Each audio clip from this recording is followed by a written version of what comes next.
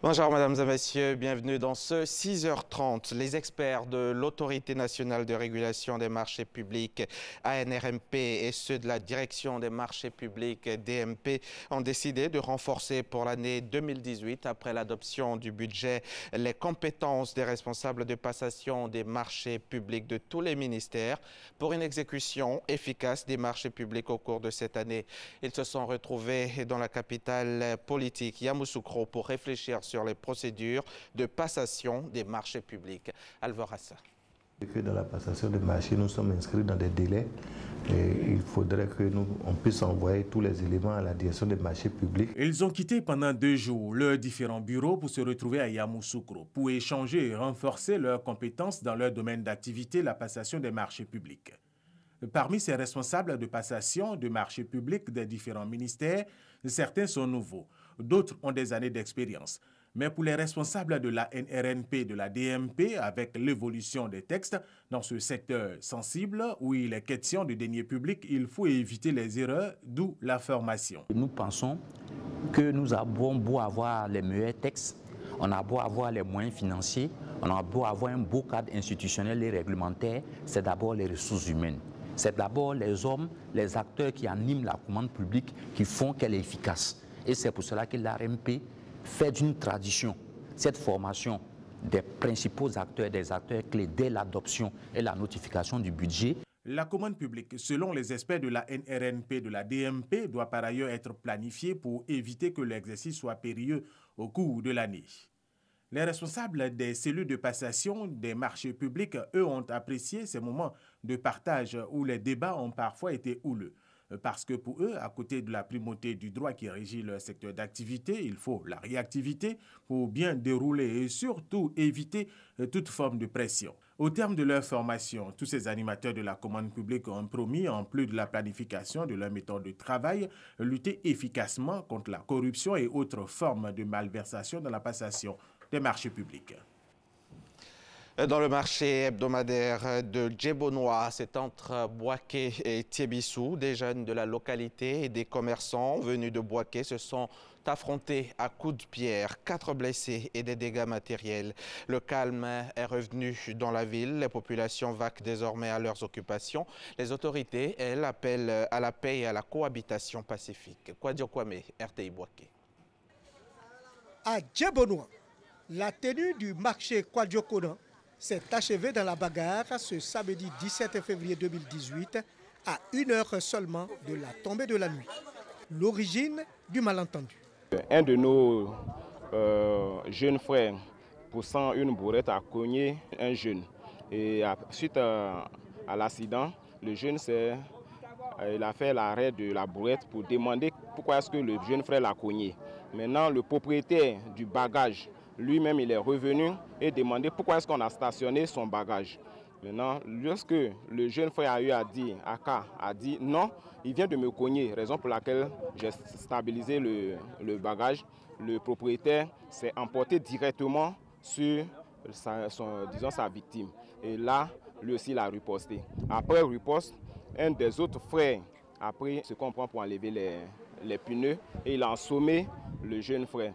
Dans sa fuite, maintenant, il a crié à l'aide au secours et l'autre commerçant encore est venu répliquer sur la deuxième personne qui est venue au secours du blessé. Les blessés admis dans les formations sanitaires ont été libérés.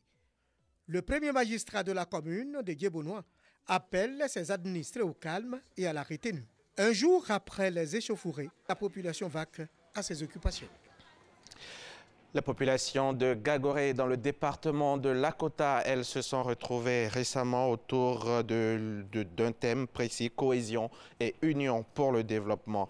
Le parrain de cette cérémonie, le ministre Alain Ndovayi, a lancé un appel à la consolidation des liens de fraternité qui lient les différentes communautés de cette localité. Le compte-rendu de Michel Digré. Unissons-nous pour le développement de nos communes.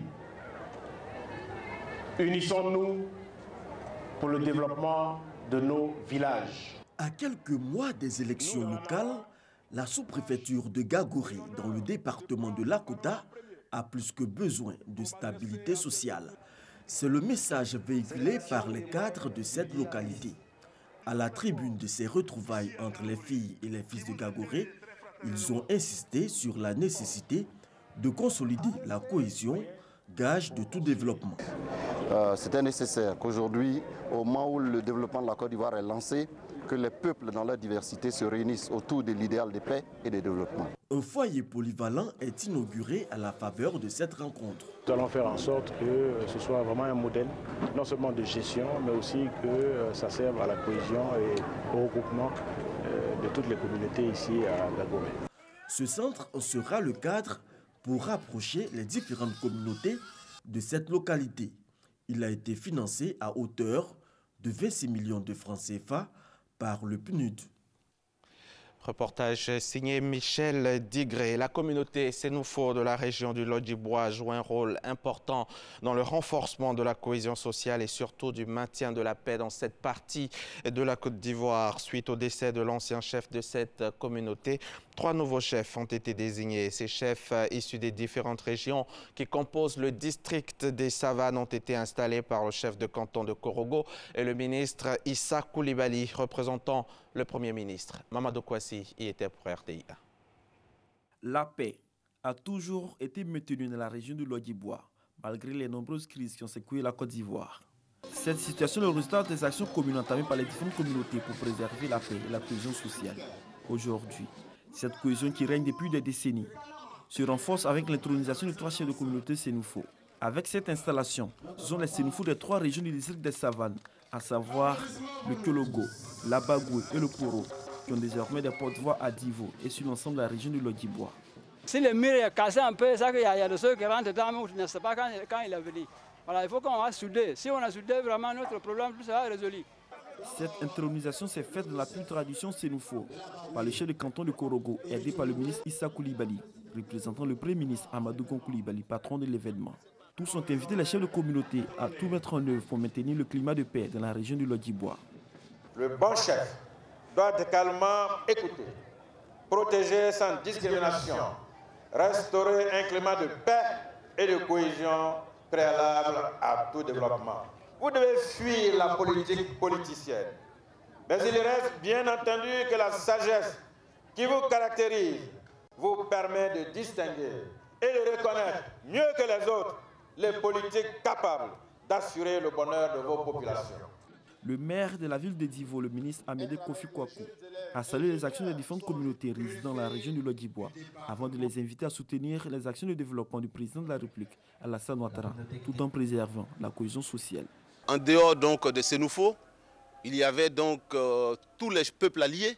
Cela démontre que le peuple d'Ida, si accueillant, qui a accueilli ses frères Sénoufo, mais des autres communautés, ce peuple a été là pour leur apporter leur caution, pour dire que ce qui est important aux yeux du peuple ivoirien, comme nous le demande le chef de l'État, c'est vraiment la paix, que ces chefs-là puissent travailler dans la vision, donc toujours rechercher la paix pour que la vision du chef de l'État, qui est d'amener la Côte d'Ivoire donc au développement, puisse se réaliser. L'installation de ces 3 chefs de communauté Sénoufo a permis aux fils et aux filles de ces 3 régions du district des Savanes, venus en grand nombre, de démontrer aux autres peuples de la région du Lodjibois la richesse du terroir Sénoufo. Vous y avez peut-être goûté une fois, ou maintenant, ou alors pendant votre enfance. D'aucuns l'appellent yaourt à baguette, d'autres disent glace ivoirienne, mais elle est plus connue sous le nom de yaourt grotto. Consommé depuis de longues années, cet aliment suscite toujours de l'engouement. Nous vous amenons à la découverte ou à la redécouverte de cet aliment à base de lait made in Côte d'Ivoire. C'est un reportage de Davis Oyo, commenté pour vous par Franck Quadio. L'activité est minutieuse, la bonne attitude pour mieux préparer le yaourt à baguette, communément appelé yaourt grotto. Olive s'y met les après-midi. La jeune fille utilise des ingrédients bien choisis entre le lait et le sucre en poudre, de l'eau chaude. Elle mélange le tout avec délicatesse. Après la fermentation, le lait est reversé dans les boîtes et l'ensemble placé dans le réfrigérateur. 1 heure plus tard environ, le yaourt peut être consommé. Dans la famille d'Olive, cette recette se transmet de génération en génération. Le yaourt même, je l'ai appris par le biais de ma maman. Voilà, elle-même elle le faisait avant.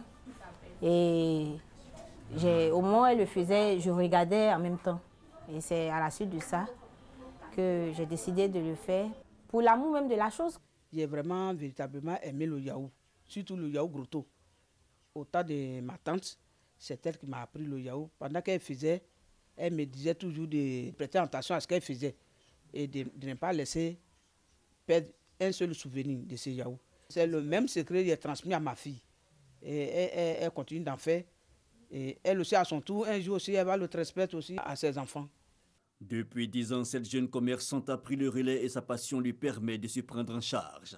Par jour, je peux vendre 8 000 quand c'est pas trop truc et au maximum 15 000. Maintenant, quand c'est en gros, quand les gens viennent prendre, ils peuvent me retrouver avec 30 000, avec 40 000, ça dépend.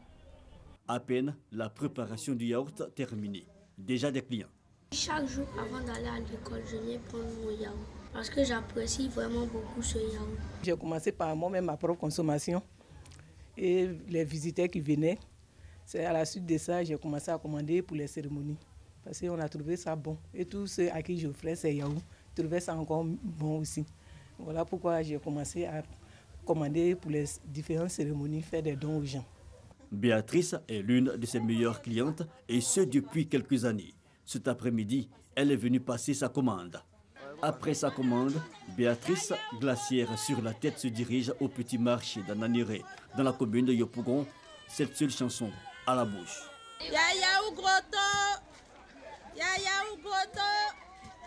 Vendeuses et clients s'arrachent le yaourt grotto comme des petits pains.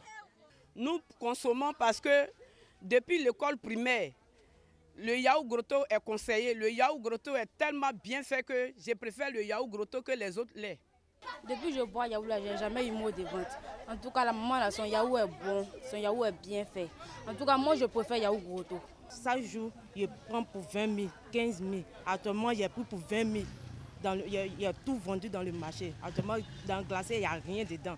Après Yopougon, direction Cocody. Ici également, le yaourt grotto, appelé encore la glace à l'ivoirienne, règne en maître. Les tout petits, les jeunes, les personnes âgées, peu importe le statut social, tout le monde en raffole. Quand on prend ça, ça nous donne de l'énergie. Avant, quand on était petit, on avait l'habitude de laper ça. Ma maman faisait ça avant aussi. Un yaourt qui est très bien fait, mais il faut aussi l'hygiène aussi dans ce truc-là. Et à chaque fois que je viens au salon de coiffure, franchement, je ne manque pas. Là, c'est mon deuxième. Et je crois qu'avant de partir, je vais prendre 2 autres encore. De Yopougon à Cocody et dans bien d'autres communes de la ville d'Abidjan, les années passent, mais la magie du yaourt grotto continue d'opérer.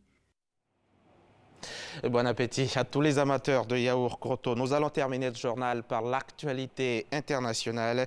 C'est donc en bref. Au Zimbabwe, Morgan Tsvangirai sera enterré le 20 février prochain dans sa ville natale de Bouera. L'ancienne figure historique de l'opposition est décédée le 14 février dernier à Johannesburg, en Afrique du Sud, des suites d'un cancer du côlon. Alors que ses funérailles n'ont pas encore eu lieu, sa famille et son parti, le Mouvement pour le changement démocratique, se déchirent déjà pour sa succession. Et puis pour terminer, un homme a tué hier dimanche 18 février 5 femmes lors d'une fusillade. C'était à la sortie d'une église orthodoxe à Kizlyar au Daghestan, république musulmane instable du Caucase russe. Une attaque revendiquée par le groupe État islamique. Merci de nous avoir suivis. On se retrouve demain, même heure, même place.